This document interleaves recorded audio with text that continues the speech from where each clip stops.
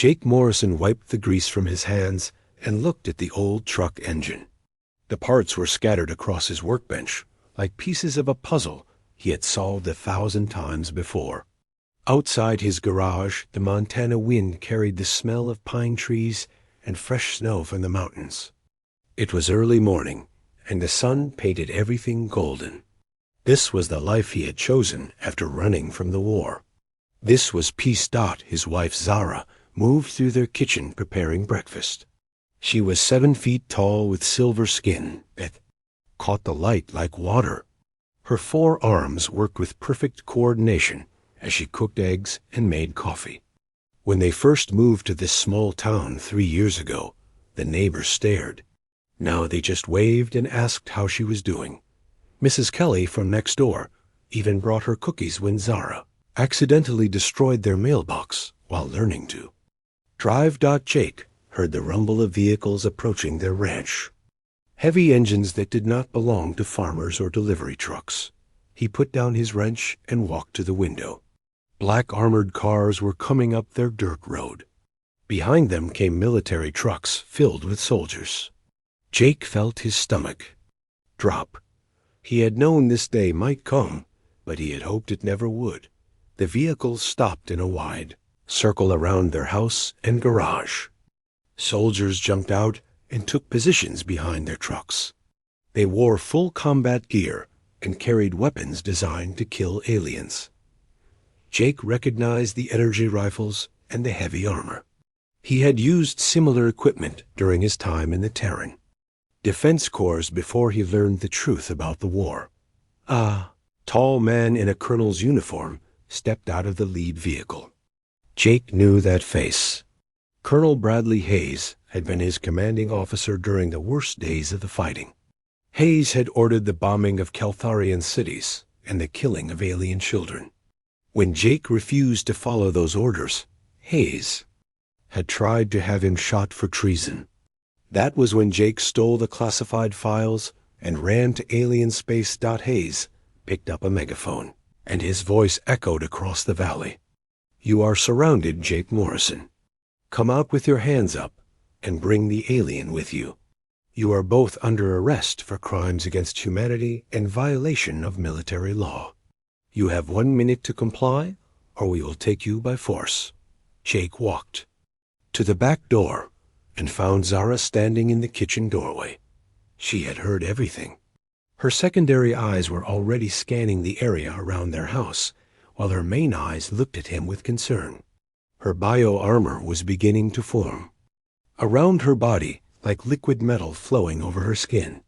This was her battle form, and Jake had seen it before during their escape from the war zone. "We can run," he said quietly. "Take the back trail through the woods and be gone before they know we left." But Zara shook her head. Her voice was deep and calm like distant thunder. "They came to our home, Jake. They threatened the life we built together. I will not run from bullies who think they can take what is ours." Jake knew there was no changing her mind. Zara came from a warrior culture where honor meant more than safety. Her people had fought for survival on a death world where only the strongest lived. Earth bullies with guns did not scare her. If anything, she seemed almost excited by the challenge. 30 seconds. Hayes called out, "Make your choice, Morrison. Surrender now or face the consequences." Zara walked past Jake and stepped onto their front porch. Her bio-armor was now fully formed and covered her entire body in silver metal that moved like living tissue. Her 4 arms extended and energy weapons materialized in her hands. The weapons hummed with power that made the air itself vibrate. Her helmet retracted so the soldiers could see her face. She wanted them to know who was about to destroy them. "You have 30 seconds to leave my husband alone," she said in perfect English. Her voice carried across the valley without a megaphone. Every word was clear and cold as winter ice. Jake could see the soldiers shifting nervously behind their vehicles. They had been briefed about alien capabilities, but seeing a Caltharian warrior in full battle armor was different from reading reports. Hayes laughed, and the sound was ugly. "So the alien speaks English. How cute. You think you can threaten the United States military creature. You think your toys scare us." He raised his hand and gave the signal his men had been waiting for. Take them both alive if possible. Dead if necessary. That was Hayes' biggest mistake. He had forgotten the most important rule about fighting Keltharians. Never threaten their family. Never give them a reason to stop holding back. Never assume that human weapons and human tactics would work against a species that had evolved to. Fight monsters. Zara moved before the first soldier could pull his trigger. She flowed down from the porch like liquid lightning, and her first energy blast disabled the nearest armored car. The explosion sent soldiers diving for cover, and Jake could hear Hayes screaming orders that no one could follow. The battle had begun, and it was already over. The soldiers just did not know it yet. Jake ran back to the garage and grabbed his emergency bag. Inside were fake identification papers cache and the stolen military files that proved human forces had started the war with the Keltharians. If they survived this fight, they would need those documents to clear their names. If they did not survive then, at least the truth would die with them. Outside, he could hear the sounds of combat. Energy weapons firing, men shouting, metal tearing. Zara was not killing them, but she was not being gentle either. She had promised Jake she would try to avoid taking human lives, but these soldiers had threatened their home. They had threatened him. That made them enemies, and enemies of the family deserved no mercy. The fight lasted less than 10 minutes. Zara moved across the battlefield like death itself had taken physical form. Her people had evolved on a world where everything tried to kill everything else. 30 human soldiers with fancy weapons were nothing compared to the crystal bears and shadow hunters of her homeworld.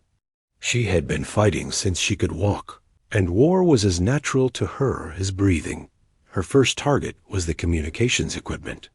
The soldiers needed to call for backup, and she would not let that happen. Her upper right arm fired a concentrated energy beam that turned their radio truck into melting metal. The explosion sent 3 soldiers flying, but she made sure they landed in soft dirt instead of rocks. Jake had taught her about mercy, and she tried to remember his lessons even in battle. The humans opened fire with everything they had. Bullets and energy blasts filled the air around her, but none of them found their target. Her personal shield deflected the small rounds, while her natural speed let her dance between the heavier shots. She activated her camouflage and her silver.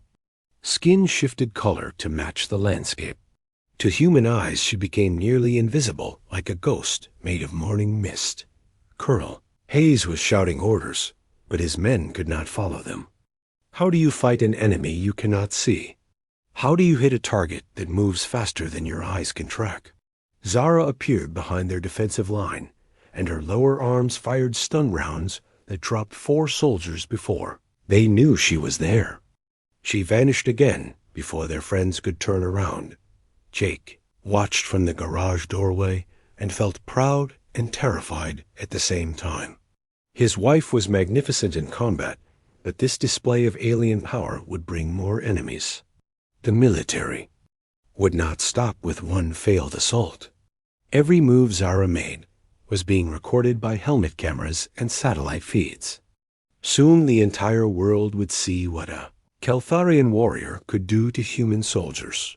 One brave soldier tried to flank around the house, but Zara was waiting for him. She dropped from the roof like a hunting cat and landed beside him without making a sound. Her clawed hand touched his helmet and sent an electrical pulse through his armor. He collapsed unconscious, but unharmed. She could have snapped his neck with one finger, but Jake would not approve of killing. Hayes pulled out a special weapon that Jake recognized.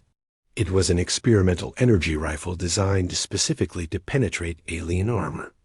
The colonel took aim at Zara while she was dealing with another group of soldiers. His finger tightened on the trigger, but Jake was already moving. He tackled Hayes from behind, and they both went down in a tangle of arms and legs. The weapon fired into the air, and its energy beam cut through a pine tree like it was made of paper. Hayes tried to throw Jake off, but 3 years of ranch work had made Jake stronger than he used to be. They rolled across the ground, fighting for control of the alien killer gun. Hayes was older, but he was also desperate, and desperate men fight dirty. Zara heard the commotion and turned to see her husband wrestling with the enemy commander. Her protective instincts took over, and she forgot about being merciful. Her bio-armor shifted into full combat mode, and energy began building around her weapons. Any human who threatened Jake would die regardless of what Jake thought about killing. But Jake managed to knock Hayes unconscious with the butt of the energy rifle. He stood up and waved at Zara to show he was safe. She powered down her weapons, but did not relax her guard. There were still a dozen soldiers left, and they were regrouping for another attack. The remaining humans had taken cover behind their vehicles and were trying to coordinate their fire. They had finally figured out that they needed to predict where Zara would be instead of shooting where she was. Their training was starting to overcome their fear, and that made them dangerous again. Zara decided to end the fight before someone got lucky and hurt. Jake. She activated every combat system her armor possessed and became a living weapon of mass destruction. Her 4 arms moved independently as she fired at different targets simultaneously. Her energy weapons overloaded vehicle engines, while her physical projectiles destroyed tires and shattered windows. The soldiers tried to retreat, but Zara was faster than their vehicles. She leaped onto the lead truck, and her clawed feet punctured the metal roof. The driver panicked and crashed into a tree. She jumped to the next vehicle and disabled its weapons with surgical precision. Within minutes, the entire assault force was stranded and mostly unconscious. Jake ran to where Hayes lay on the ground. The colonel was breathing, but would have a serious headache when he woke up. More importantly, he was wearing a dead man switch that would send a signal if his heart stopped beating. Jake found the device and saw that it was already counting down. Hayes had activated it during their fight, and now they had less than an hour before reinforcements arrived. Zara finished tying up the last conscious soldier with cables torn from their own vehicles. Her strength let her bend metal like rope, and none of the humans would be escaping soon. She walked over to Jake, and her armor retracted to show her concerned expression. "Are you hurt?" she asked, and her hands checked him for injuries with gentle touches. Jake was fine, except for some bruises, but their situation was not good. He showed her the dead man switch and explained what it meant. More soldiers were coming, and these would be better prepared. They had seen what Zara could do and would bring weapons designed to counter her abilities. The couple needed to run, and they needed to run now. They gathered essential supplies from the house while Zara kept watch. Jake packed his emergency bag and some food while she collected weapons and ammunition from the defeated soldiers. Her people believed in taking trophies from fallen enemies, and human military equipment might be useful later. The sound of helicopters reached them from the distant mountains. Hayes' backup was arriving early, and there were a lot of them. Jake counted at least 6 aircraft, and probably more behind the hills. This was not just a capture mission anymore. Someone had decided that he and Zara were too dangerous to take alive. They left through the back door and headed for the tree line. Behind them, their home began to burn as the helicopters opened fire with incendiary rounds. 3 years of peaceful life was ending in smoke and flames. The neighbors would think they were dead, and maybe that was for the best. Dead people could not be hunted. Zara took point as they entered the forest. Her enhanced senses could detect enemies long before human technology spotted them. She moved through the trees like a shadow while Jake followed in her footsteps. They were running again, just like they had during the war. But this time they were running together, and that made all the difference. The Rocky Mountains became their new home, and Zara was the perfect guide for this harsh wilderness. Her people had evolved on a world where survival meant adapting to any environment. She could run for hours without getting tired while Jake struggled to keep up with her pace. Her enhanced hearing picked up helicopter sounds miles away, and her night vision let them travel safely in complete darkness. On their second day of running, Jake learned just how different his wife was from humans. She showed him how to mask their heat signatures by rolling in cold mud and covering themselves with pine branches. Her clawed fingers dug shelter caves in solid rock, while her bioarmor regulated her body temperature in freezing weather. What seemed impossible to Jake was basic survival knowledge to her. They made camp in a hidden valley where thermal satellites could not detect them. Zara built a fire that burned without smoke and cooked fish she caught with her bare hands. As they ate, she told Jake stories about her childhood on the Caltherian homeworld. She had been born during a time of great war when her people fought against massive predators called void stalkers. Every Caltharian child was tested at age 5 to determine their role in society. Zara had shown exceptional combat instincts and was sent to the warrior academies. For 15 years, she learned every form of fighting known to her species. Hand-to-hand combat, energy weapons, tactics, strategy, and battlefield medicine. She graduated as one of the top fighters in her generation and was assigned to defend the most dangerous border regions. Jake asked why she had never talked about this before, and Zara looked sad. On Earth, she had tried to be a normal wife. She cooked meals and watched television and pretended that her past did not matter. But now they were being hunted, and her warrior skills were the only thing keeping them alive. She could not hide what she was anymore. The military hunting parties were getting smarter about tracking them. They brought in specialists who understood alien technology and biology. Jake recognized some of the equipment from his time in the Defense Corps. Heat sensors that could detect Caltharian metabolism, sound dampeners that made helicopters nearly silent, tracking drones that followed scent trails for days. During their third night, they had a close encounter with a hunter-killer drone. The machine was designed specifically to hunt aliens, and it nearly found their camp before Zara detected its approach. She grabbed Jake, and they rolled behind a boulder, just as the drone fired an experimental energy weapon.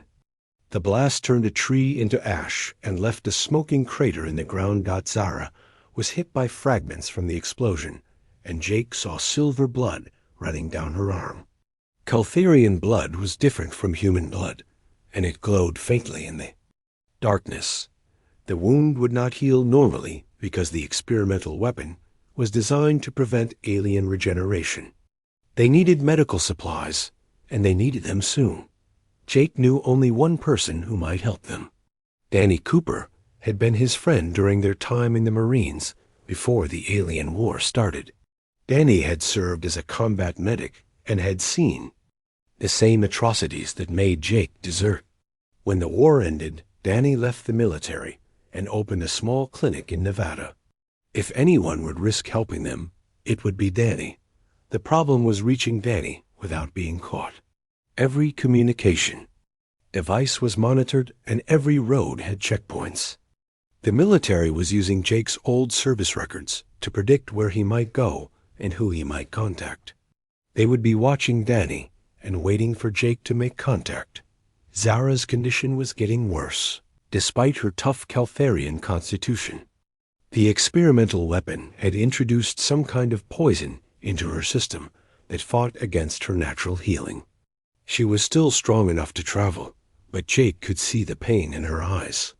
They needed to take the risk of contacting Danny, or she might die in these mountains. They traveled at night and hid during the day as they made their way toward Nevada. Zara taught Jake advanced camouflage techniques and showed him how to move without leaving tracks. Her warrior training included lessons about escaping from superior forces, and those skills served them well now. They avoided 3 different search parties and 2 roadblocks without being detected. On their 5th day of travel, they found an abandoned mining town in the desert. The buildings were old and empty, but they provided shelter from the sun and wind. Jake used an old radio to send a coded message to Danny using frequencies they had learned during their military service. The message was simple, but Danny would understand. Medical emergency. Need help. Old mining town near Silver Creek. Come alone. While they waited for Danny to respond, Zara grew weaker. The poison from the experimental weapon was spreading through. Her system and her silver skin was turning darker.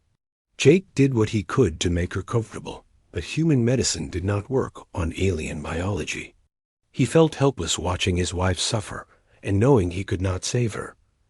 Danny's response came 12 hours later. I will be there tomorrow night, bringing medical supplies and information you need to hear. Be careful. They are watching everyone connected to you. Trust no one else. Jake felt relief and terror at the same time. Danny was coming to help, but that meant putting his friend in danger. If the military caught Danny helping them, he would face charges of treason and conspiracy. Jake was asking his friend to risk everything for people the government considered enemy agents. Zara was unconscious when Danny arrived at the mining town. He brought a truck full of medical equipment and news that changed everything Jake thought he knew about their situation. As Danny examined Zara's wound, he explained that Jake's desertion had become famous among military personnel who questioned the war. Many soldiers had seen evidence that humans had started the conflict with the Keltharians. Many had witnessed war crimes committed in the name of human superiority. A growing number of military personnel were beginning to ask if they were fighting on the wrong side of history. Jake and Zara had become symbols of resistance against an unjust war. Danny used a combination of human medicine and stolen Keltharian healing technology to treat Zara's wound. The experimental weapon had been designed to kill aliens slowly and painfully, but Danny knew how to counteract its effects. As he worked, he told Jake about a secret network of military resistors who wanted to expose the truth about the war, but their conversation was interrupted by the sound of vehicles approaching. The mining town. Searchlights swept across the desert, and Jake realized they had been found. Someone had been monitoring radio frequencies and traced their coded messages. Now military forces were surrounding the town, and there was nowhere left to run. Danny looked at his medical equipment and then at Jake. The treatment is not finished, he said. Zara needs at least another hour, or the poison will kill her. We have to hold them off until the medicine works. Jake checked his stolen weapons and prepared for another fight. Outside, he could hear soldiers taking positions around the buildings. This time, there would be no mercy and no escape. This time, someone was going to die. Danny worked frantically to save Zara, while Jake prepared their defenses. The mining town had been built into the side of a hill, with only 3 ways in or out. That would help them control where the soldiers could attack, but it also meant they could be trapped if the fighting went badly. Jake positioned himself at the main entrance, while Danny continued treating Zara in the old assay office. The military forces outside were different from the ones that had attacked their ranch. These soldiers moved with professional precision and carried weapons designed specifically for fighting aliens. Jake could hear their commander coordinating the assault through radio chatter. They knew exactly what they were facing and had come prepared for a real battle. Zara stirred on the makeshift medical table as Danny's treatment began to work. The poison from the experimental weapon was being neutralized, but she was still weak from days of fighting its effects. Her bio-armor flickered as it tried to form around her body, but the systems were not responding properly. She would need time to recover her full strength. The attack began with flashbang grenades thrown through the windows. The explosions were designed to disorient aliens with enhanced senses, and they worked perfectly. Zara cried out in pain as her sensitive hearing was overwhelmed by the noise. Jake was temporarily blinded by the intense light, but he kept firing through the doorway anyway. Soldiers poured into the building from 3 directions at once. These were not regular troops, but special forces trained specifically for alien combat. They moved in perfect coordination and used tactics designed to counter Caltharian advantages. Jake found himself outgunned and outnumbered with no way to retreat, but help came from an unexpected source. Other vehicles arrived at the mining town and opened fire on the military forces. Jake heard familiar voices shouting orders and realized that Danny had not come alone. The resistance network had followed him to provide backup, and now a 3-way battle was raging in the desert. Captain Lisa Martinez led the resistance fighters with the same skill she had shown during her years in military intelligence. Her people were former soldiers and government agents who knew how the system worked. They had stolen military equipment and used inside knowledge to stay ahead of official forces. Most importantly, they believed in the same cause that had made Jake desert from the army. The battle became chaos as 3 different groups fought for control of the mining town. Military forces tried to capture Jake and Zara, while the resistance fighters tried to protect them. Caught in the middle was Danny, who continued working to save Zara's life, even as bullets flew around the medical table. Jake found himself fighting alongside Lisa's people against the soldiers he had once served with. It felt strange to be shooting at American uniforms, but these men were following orders from the same commanders who had ordered war crimes against alien civilians. They had chosen their side, and Jake had chosen his. Zara finally managed to stand. Come the medical table? Her bio-armor was still weak, but her weapon systems were coming online. She moved to the window and saw the battle raging outside. Human fighting human while she lay helpless. The sight filled her with rage that burned away the last effects of the poison. When Danny was hit by enemy fire, Zara forgot about being merciful to humans. Her protective instincts took over, and she unleashed combat techniques that her people reserved for their most dangerous enemies. Her war cry echoed across the desert as she transformed from wounded refugee into avenging warrior goddess.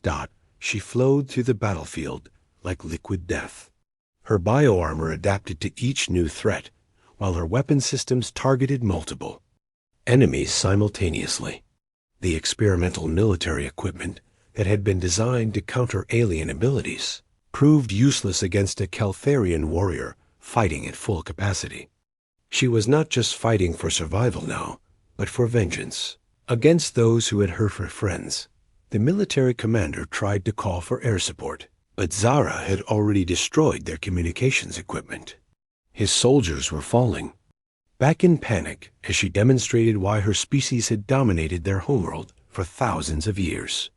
Every move was perfect, and every shot found its target. She was not just a warrior, but a work of art created for the soul. Purpose of winning battles. Jake watched his wife fight and understood for the first time what she had given up to marry him.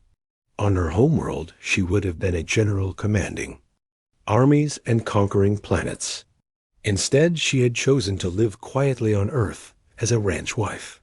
She had traded glory for love, and only now was he seeing what that sacrifice had cost her. Lisa Martinez used the distraction created by Zara's rampage to coordinate a retreat for the resistance fighters. They had accomplished their mission of protecting Jake and Zara, but staying longer would mean unnecessary casualties. Her people were soldiers, but they were also rebels who could not afford to lose. Experienced fighters in pointless battles. The military forces were in full retreat, within minutes of Zara entering the fight. Their advanced weapons and professional training meant nothing against an enemy who moved faster than they could think and hit harder than their armor could withstand. The few survivors radioed for immediate evacuation and warned that the alien was far more dangerous than intelligence reports had indicated. But the victory came at a terrible cost. Danny had been badly wounded during the fighting and several resistance fighters were dead. The battle had been recorded by military helmet cameras and satellite surveillance. Now the entire world would see footage of Zara destroying American soldiers with alien weapons. The political consequences would be enormous. Lisa helped load the wounded into vehicles while Jake and Zara prepared to leave the mining town. They had won this battle, but the war was far from over. Every display of Zara's combat abilities made the military more determined to capture or kill her. Every human who died fighting them gave ammunition to politicians who wanted to restart the interstellar war. As they drove away from the burning town, Jake realized that their quiet life was over forever. They could never again pretend to be normal people living peaceful lives. Zara had revealed her true nature as a weapon of mass destruction, and the world would never let them forget it. From now on, they would be symbols in a conflict much larger than their personal happiness. Danny was stable but unconscious as they traveled toward the resistance base.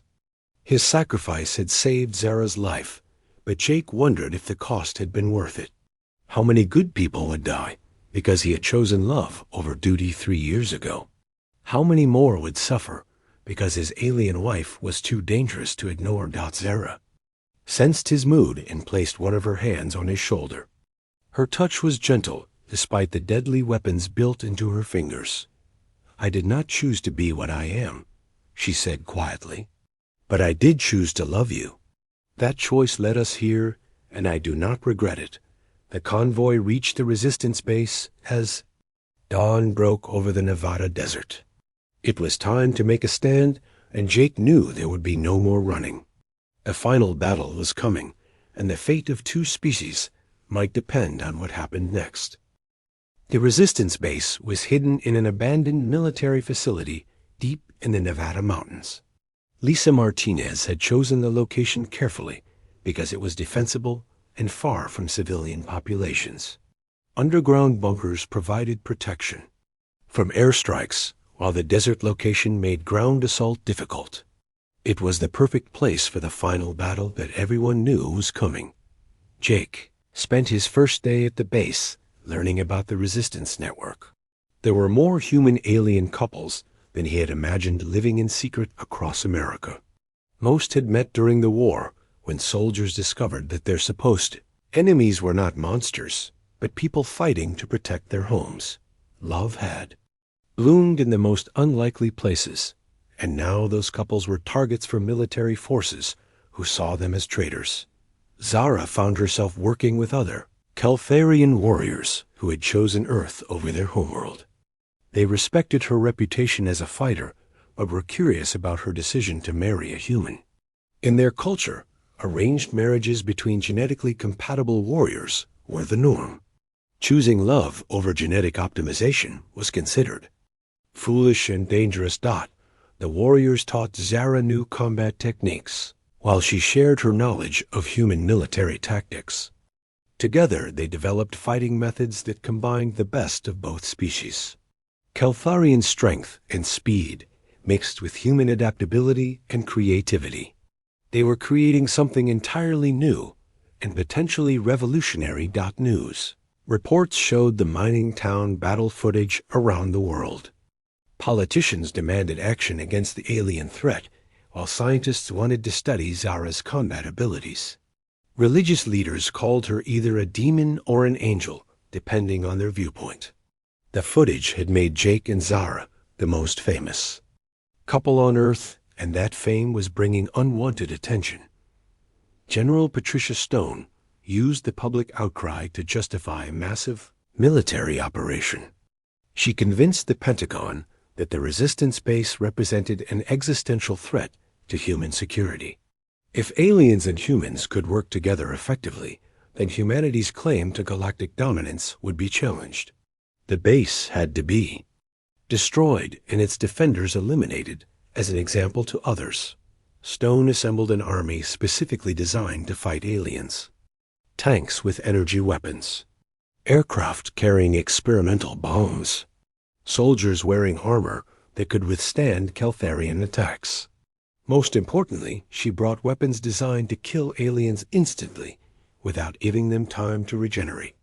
This would not be another embarrassing defeat, like the mining town. Jake helped coordinate the base defenses while trying to find a peaceful solution. He used his knowledge of military procedures to predict how Stone would attack. The assault would begin with airstrikes to destroy defensive positions, followed by ground forces moving in from multiple directions. The defenders would be outnumbered 10-1 and faced enemies equipped with their greatest weaknesses. Martinez gathered intelligence about Stone's forces through her network of military contacts. Many soldiers were uncomfortable with attacking American citizens, but orders were orders. Others believed the propaganda about alien infiltration and wanted to eliminate the threat. The assault force was motivated and well-equipped, but they were also overconfident after years of easy victories. Against weaker enemies, the attack began at dawn with bombers targeting the surface installations. Jake and Zara took shelter in the underground bunkers while explosions shook the mountain. The resistance had expected this, and most of their important equipment was already protected.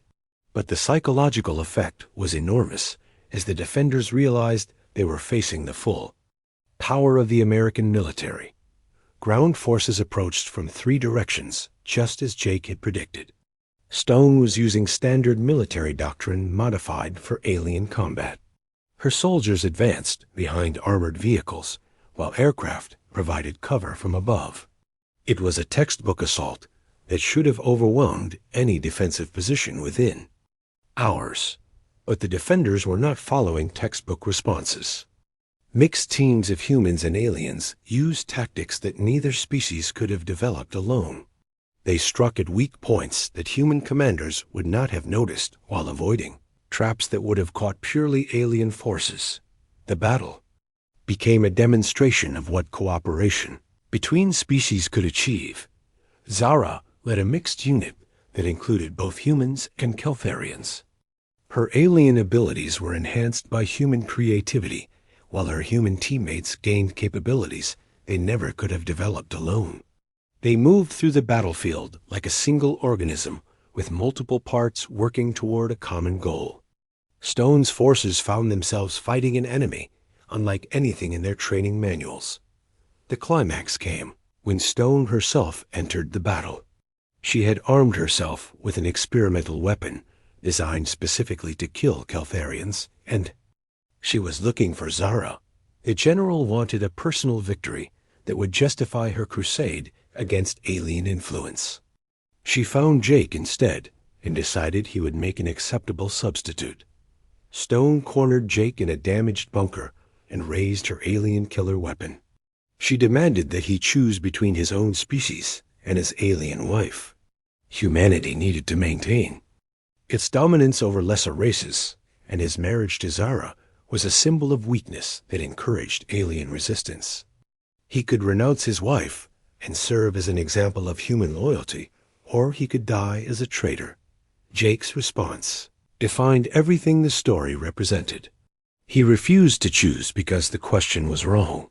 Love transcended species boundaries, and humanity's future lay in cooperation, not domination. His marriage to Zara was not a betrayal, but an evolution. 2 species working together could accomplish things that neither could achieve alone. Stone pulled the trigger, but Zara arrived in time to shield Jake with her own body. The alien-killing weapon struck her bioarmor, and she screamed in pain as it began to dissolve. But instead of attacking Stone, she did something unexpected. She offered to surrender herself if Stone would spare the humans she had learned to care about, including Jake. This act of selfless love broke through Stone's xenophobia and showed her something she had refused to see. Aliens were capable of the same noble emotions as humans. They could love and sacrifice and choose others over themselves. Everything she believed about alien inferiority was wrong, and the war had been built on lies and fear. The battle ended when Stone ordered her forces to stand down. She had seen enough to know that continued fighting would only create more tragedy. The resistance had proven that humans and aliens could work together, and that cooperation was stronger than conflict. The time had come for a new approach based on understanding rather than fear. Jake and Zara testified before a joint human Kaltharian tribunal that investigated war crimes committed by both sides.